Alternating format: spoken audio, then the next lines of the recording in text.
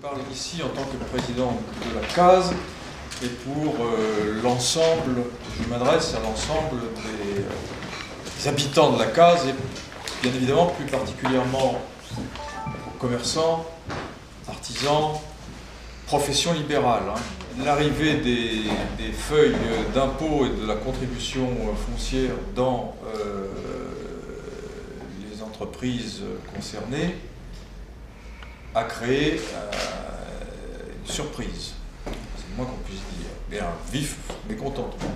Je l'ai dit sous une forme peut-être un peu brutale, mais je pense que c'est aussi l'opinion de tous les présidents d'agglomération ou d'intercommunalité qui perçoivent cette taxe et qui ont voté la fameuse base minimum concernant cette taxe.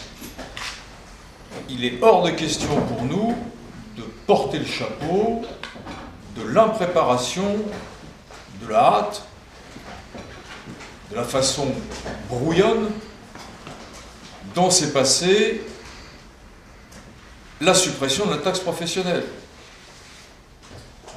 De façon plus brutale encore, je dis, moi je ne porterai pas le chapeau de Sarko. Je pense qu'on a fait ce qu'on a pu avec ce qu'on avait, et que dans cette affaire-là, c'est bien le fait qu'il s'agisse d'une usine à gaz dont il est très compliqué, voire quasiment impossible d'estimer l'impact réel, que c'était la première fois qu'on votait cette taxe, et que nous n'avons pas reçu de simulation fiable à temps des services fiscaux, qu'on a pris cette décision de fixer à 5 000 € la base minimum.